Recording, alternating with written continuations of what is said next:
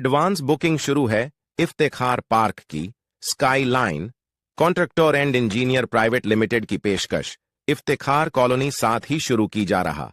दूसरा project Iftikhar park Parbhani शहरधार road स्थित collector द्वारा मान्यता प्राप्त NA44 लेआउट, जिसमें आपको इस प्लॉटिंग में यह सुविधा मिलेगी। मेन रोड 50 फीट और अंदर के रोड 40 फीट 30 फीट, साथ ही साइड में गट्टू भी डाले हुए। हर प्लैट के पास रोड आप देख सकते हैं, आपको नजर आ रहे हैं। रोडों का काम भी अच्छे से मजबूती से किया गया है ताकि आने वाले 40-50 साल तक रोड नाली की दिक्कत ना आ सके। इस तरह से ध्यान में रखकर प्लैटिंग को डेवलपमेंट की गई है। आपको सारी सुविधा मिलेगी, जैसे हर घर में नल भी होगा, हर प्लॉट पर नल कनेक्शन जोड़ा गया है और रोशनी के लिए लाइट भी अच्छे से पोल बिठाए गए हैं और 30 फीट पर बोर को पानी, 2.5 से 3 फीट पर मुरूम 2। अलग अलग गार्डन जैसे लेडीज और जेंट्स के लिए आप इस वीडियो में ये नजारा देख सकते हैं। गार्डन कितना शानदार बनाया गया, इसमें बच्चों को खेलने के लिए खिलौने भी सेट किए गए और 4500 स्क्वायर फीट में शानदार मस्जिद भी होंगी। हवा के लिए 2 पेड़ हर घर प्लॉट के सामने। इन पेड़ों में कुछ ऐसे पेड़ है जो 6 महीने में कलर चेंज होते हैं। मराठवाड़ा में पहली बार मुस्लिम एरिया में डेवलपमेंट देखने को मिला है। साथ ही sky line contractor and engineer private limited company के डायरेक्टर मेराज सिद्दीकी, इनका सेकंड प्रोजेक्ट इफ्तिखार पार्क इस नाम से शुरू की गई है। ये भी इसी इफ्तिखार कॉलोनी की तरह ही डेवलप किया जा रहा है। कलेक्टर NA44 और साथ ही एडवांस बुकिंग शुरू की गई है। इस प्लैटिंग में सिर्फ 115 प्लॉट है इफ्तिखार पार्क की, और एक खास बात, इस प्लैटिंग से सीधे धार रोड को रास्ता भी निकाला गया है। इसमें भी लाइट नल नाली रोड और हर प्लैट के सामने पेड़ लाइट पोल, खुद की DP, जिनकी ख्वाहिश है ताकि वो ख्वाहिशमंद भी ले सके। इफ्तिखार पार्क आमदनी और जरूरत पर ख्याल रखते हुए ये प्लॉट निकाले गए। आप भी एक बार जरूर जाकर देखें और अपने सपनों को पूरा करें। जानकारी के लिए मौलाना अब्दुल रशीद नदवी, इन्हें 9997077751। डॉक्टर अनवर अली शाह इनके नेतृत्व में स्टडी सर्कल का उद्घाटन किया गया। 19 जनवरी 2025 को परभनी शहर के पुराना मरकज मेहताब अली शाह मस्जिद में स्टडी सर्कल का उद्घाटन किया गया। परभनी शहर में यहाँ के स्टूडेंट्स की हालत और जरूरतों को देखकर मेहताब अली शाह मस्जिद में स्टडी सर्कल का उद्घाटन मुफ्ती रोशन शाह साहब खासमी नाजिम दारुल उल्म सोनोरी अकोला के मुबारक हाथों से किया गया। इस अवसर पर मुख्य अतिथि के रूप में परभनी शहर महानगर पालिका के माजी उप महापौर सैयद समीर उर्फ माजुलाला, शाहीन एकेडमी नांदेड़ के मोहम्मद अब्दुल हाई, शाहीन एकेडमी के president Zafar Iqbal, professor decent अप्रैल के Farooq Ahmad, retired principal doctor Zakir Hussain college, Khaleeq Siddiqui principal Faizul Uloom junior college Nanded के मोहम्मद अजीमुद्दीन, सैयद बिल्डर्स के डायरेक्टर सैयद खादर, शालीमार ग्रुप के डायरेक्टर शेख उबैद और रिटायर्ड इंजीनियर सार्वजनिक बांधकाम मुस्ताक भाई भी उपस्थित थे। इस उद्घाटन कार्यक्रम को सफल बनाने के लिए डॉक्टर अनवर अली शाह की मेहनत सराहनीय रही।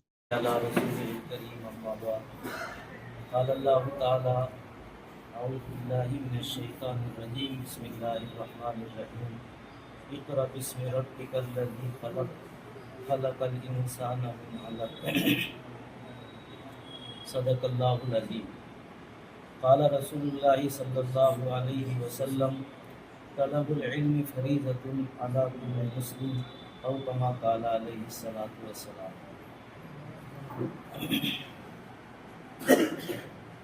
नाज़रीन गिरामी, अल्लाह का लाख लाख शुक्र है कि अल्लाह ताला ने हम सबको इंसान बनाया, उसके बाद ईमान की दौलत से हमें महज अपने फजल करम से सरफराज फरमाया।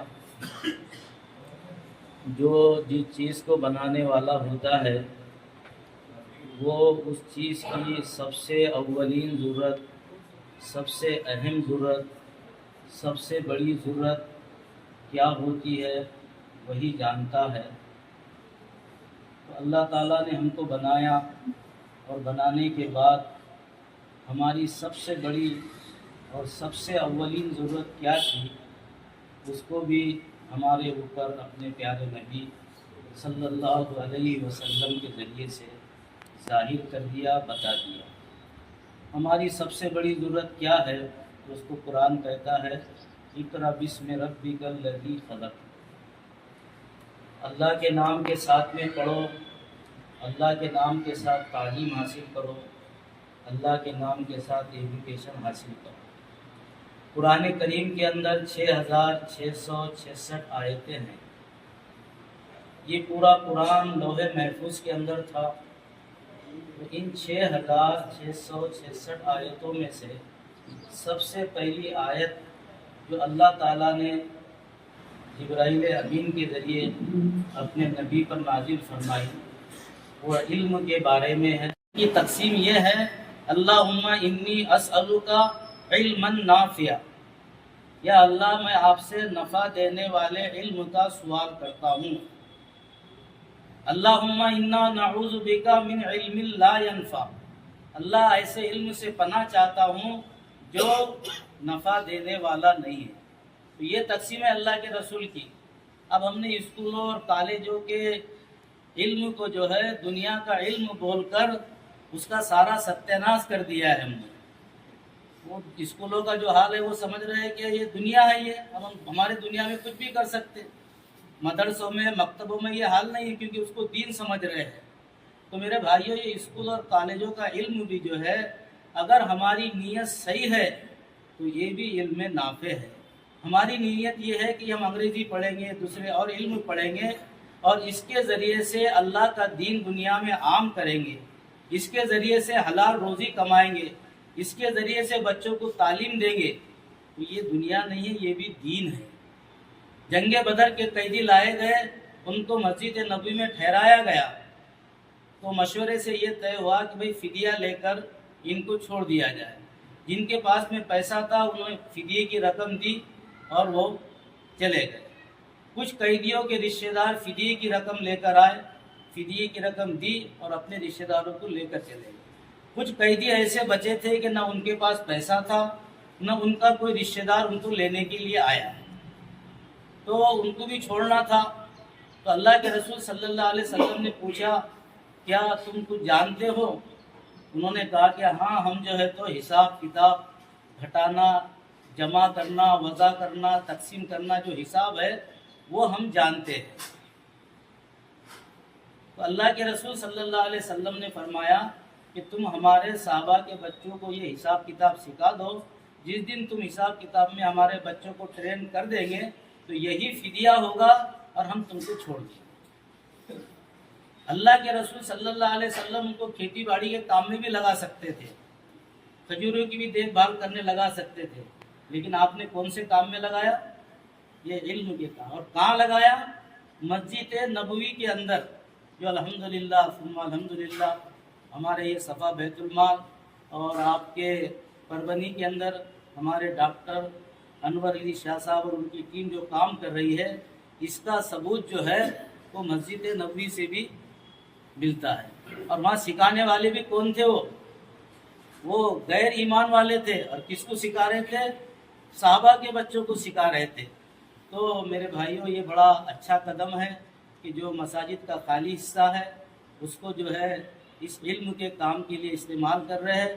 میں اس پر جو ہے تو ہمارے صفا بیت المال کے ذمہ داروں کو، ہمارے ڈاکٹر انور علی شاہ صاحب کو اور اسی طرح ہمارے ڈاکٹر عبدالحی صاحب کو بہت ہی دل کے گہرائیوں کے ساتھ میں مبارکباد دیتا ہوں اور دعا کرتا ہوں کہ اللہ تعالیٰ ان سینٹروں کو امت کے بچوں کے لیے نافع بنائے۔ آج کے اوپر یہ دونوں چیزیں ایسی ہیں کہ اس پر اللہ کے نبی نے ناگواری کا اظہار فرمایا ہے۔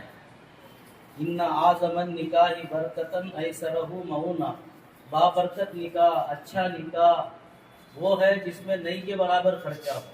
اور امت کے پاس میں سب سے اچھا نکاح کون سا ہے؟ جس میں سب سے زیادہ خرچہ ہو۔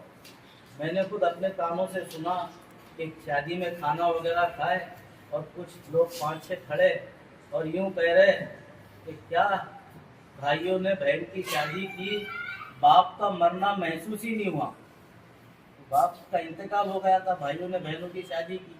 کیا مطلب؟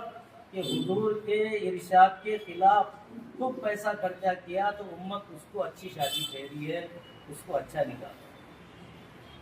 مکان ہم دیکھ رہے ہیں ہمارے دیہاتوں کے اندر بھی کہ 5 لاکھ کے اندر اچھا مکان بن جاتا ہے، 50 لاکھ روپے مکانوں پر خرچہ کرے، اس پر بھی اللہ کے رسول نے ناگواری کا اظہار فرمایا۔